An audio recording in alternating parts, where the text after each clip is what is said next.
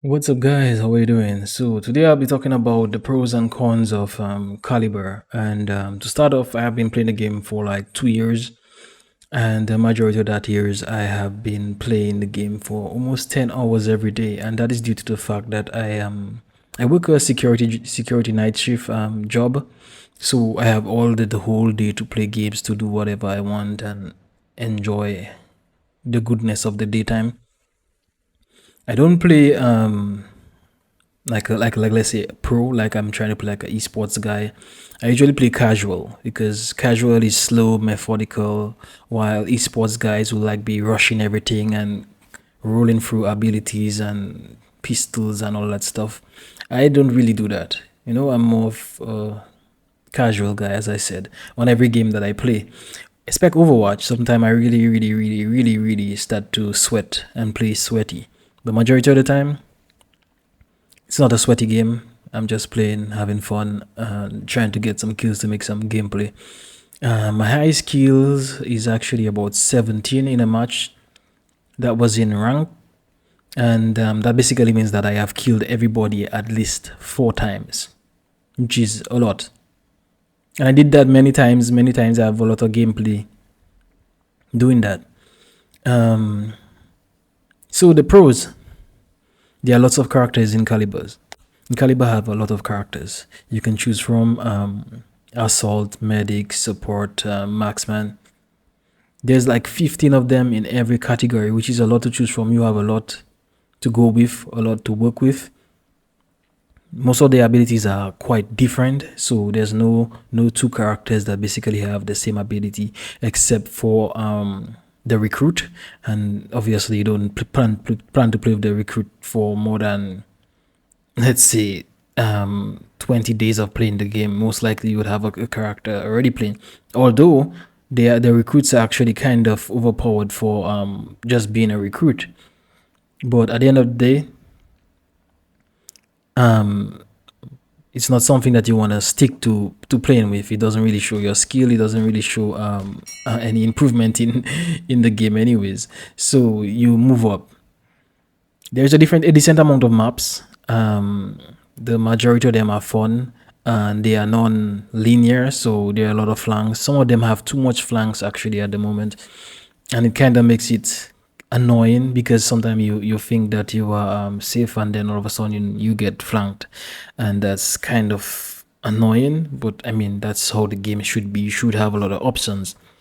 For instance, Caravanserai is actually a map that they just added little doors on the sides, and this actually made the map so flankable that no matter where you are right now, if you stay in that position for too long, you're probably going to get flanked by someone around the corner coming through wherever, because there's so much places someone can be. So these are actually good. That's actually good for the game. But if you're a person who likes to camp, it's bad for you. But I mean, camping is always technically an evil thing, anyways. So characters can be countered. So no character is really truly like OP.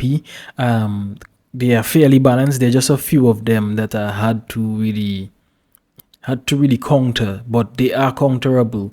But the reason why they aren't counterable is because you can't really pick your map. So they put you on a map and you have already picked your character. That's the best way to put it. So it means that after you have already did that, if someone likes to play, let's say, Tibet, and they play Tibet every match, and you like to play, let's say you like to play Monk, Tibet is gonna fuck you up. Tibet is going to destroy you, because he has a shield and he just waits around the corner. It's a third person game. He walks up on you, shoots you, whatever. His accuracy is very good right now, and you can't really counter that because you want to play this specific character, but you're always meeting these specific characters, and sometimes you're always meeting the specific maps where they're actually OP on. So each time you're going on maps, like let's say hotel, these maps are for this type of characters, for Tibet type of characters, and maybe Bastion, and these characters will excel in those kind of close quarters combat kind of maps, and wouldn't really work for a lot of you guys, especially for snipers. They always get sneaked up on, and death awaits you. So the whole point is that not being able to see the map that you're going on before you pick the character is a huge problem already. Um, the game gets frequent updates. The game gets frequent updates. The character pool actually went up like by 5 in like 5 months. So almost every month they were dropping like 2 characters, or even a whole collection, to the point where they added the whole collection. Before it was two characters popping up, but then they actually started dropping collections, which is a whole four man character. So they're actually working hard. These guys are actually working hard, and I have to give them credit for that. The frequent updates, bug fixes. Some characters, I guess, in their head, they're thinking they want certain characters to be meta, because devs can pick the meta, change the meta, whatnot. And I believe sometimes they just want to keep certain metas for a certain amount of time.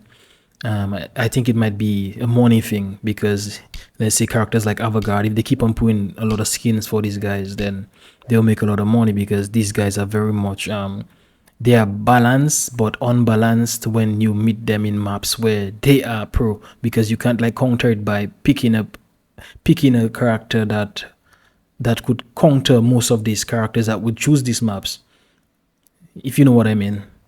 So the game is actually it's a bit grindy.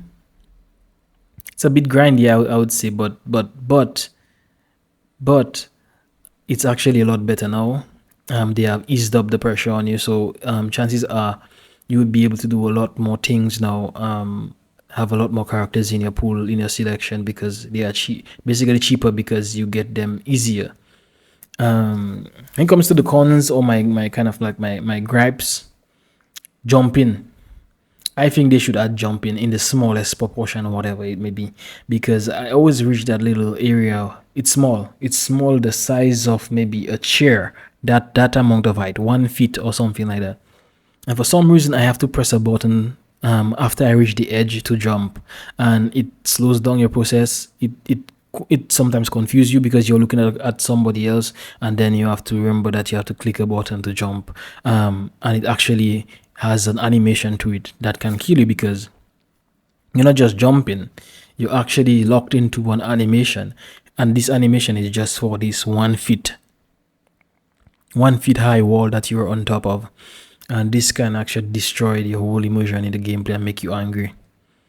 The cons, obviously, not knowing what map you're going on before you pick a character. This is very annoying. I don't know why this is even in the game. It may be when you have characters that can counter people, and characters that are made for basically certain maps. I'm telling you, like Avantgarde is made for some small maps. You would just be destroyed around corners. This doesn't make any sense. A ping problem, that's actually huge, because we have a lack of American player base right now, and the game is kind of going down, to tell you the truth. And we're just trying to keep the game going, but the latency is what really makes you angry. Dying around corners after you have crouched, you get shot many times. Wherever you think you are, you aren't actually there, because your latency, it says that you're one place, but you're actually 2 steps behind, and you get shot before the person even bent around the corner. This is actually so annoying. The next thing is that you guys probably don't know, but skins are attached to scopes, and the scopes actually give you a decent advantage. And I gotta say, I gotta put this: skins itself, the skins, they don't really give you advantage, but the scope skins give you advantage, because there are certain reticles that are inside the scopes that make it better, more appealing to your eyes, or make you be able to like target better. Because I've seen scopes where there's like 2 dots, and I'm like, sometimes it confuses me when I'm in the heat of the game. I'm watching these 2 little dots on certain characters, like I think Corsair has it, and there are scopes whereby there's a lot of black around it, so it's like it's blocking your view. And then you can buy skins, and these skins have scopes that are very clear, very, very clear, where there's nothing blocking your line of sight, nothing blocking the edges of the scope and whatnot.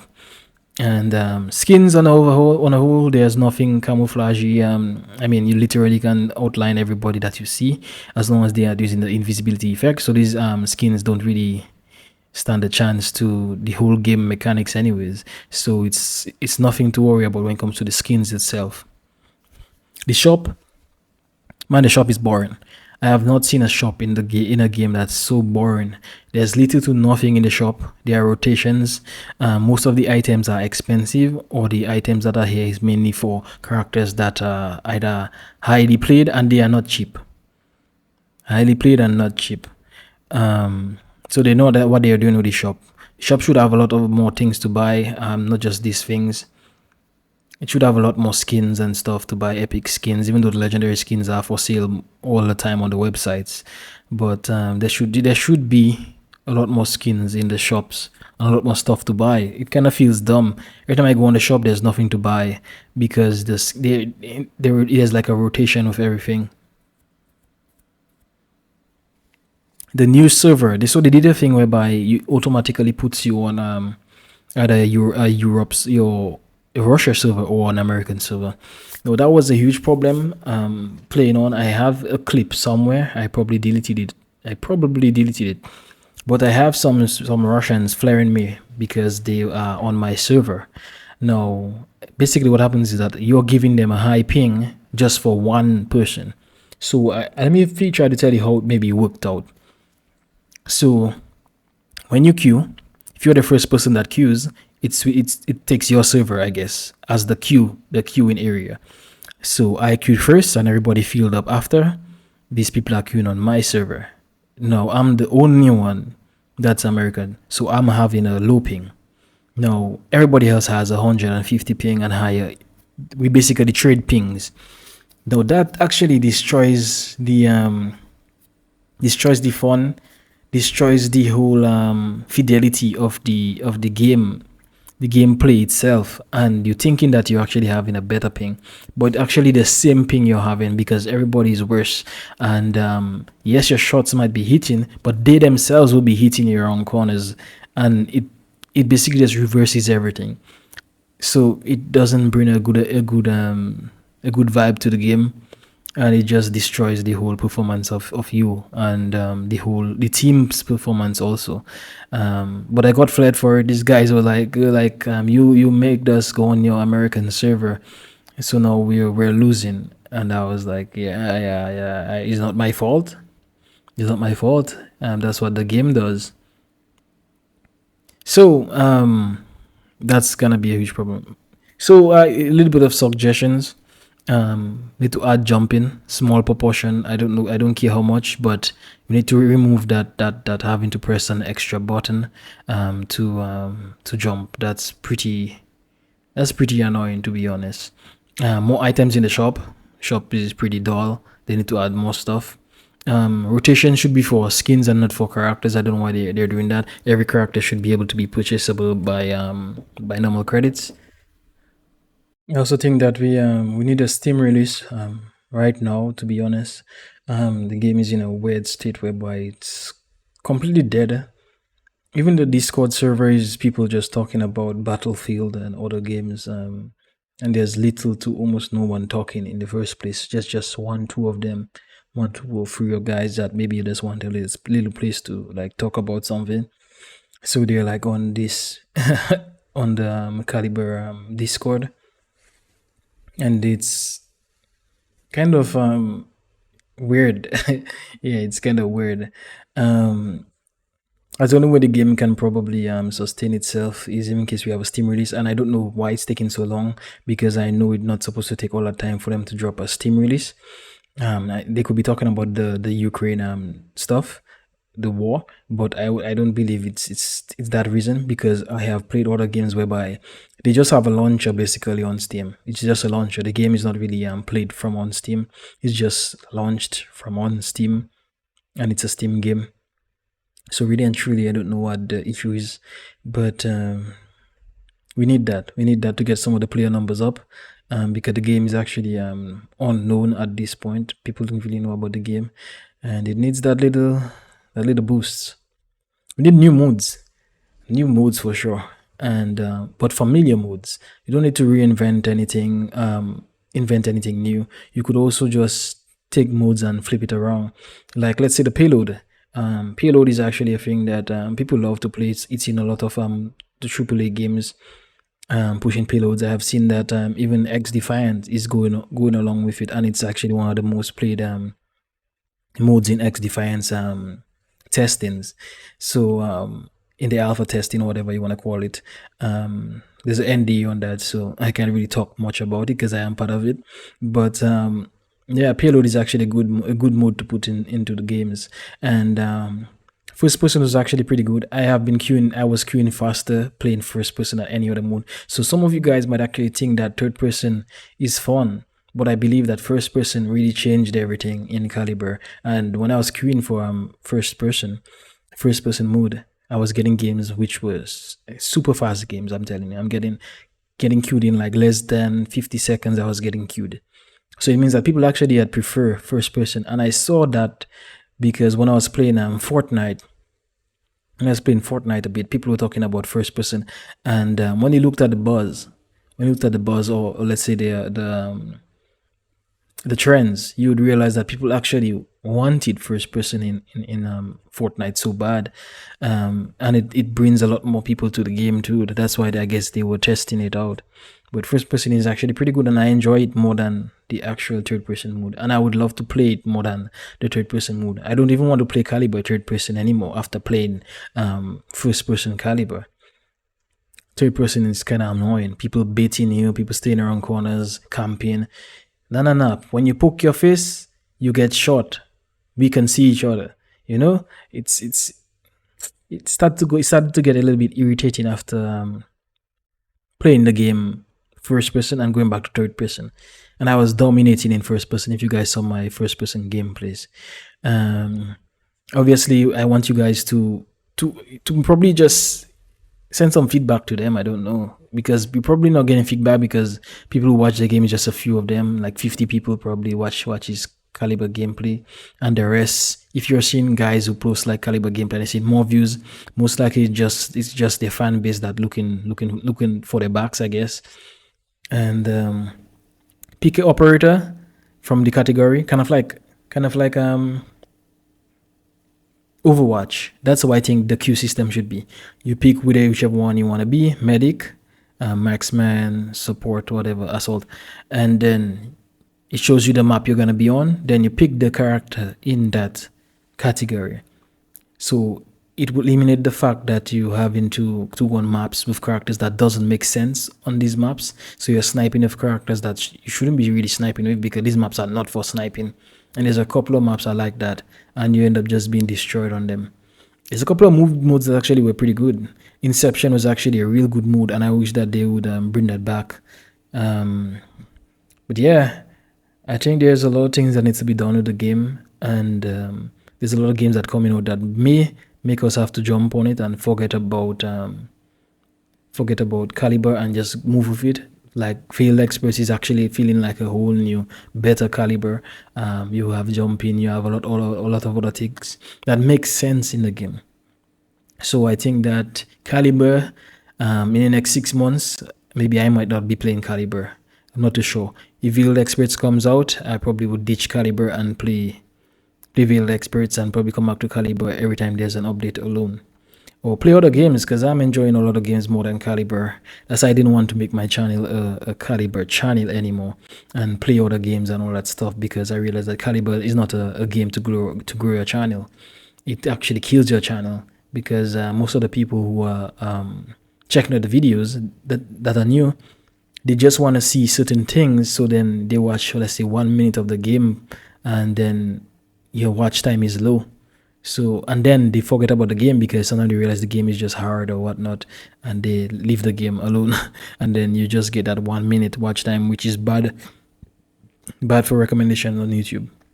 So, but hopefully we will see a Steam release before summer ends, and that might boost the game or something.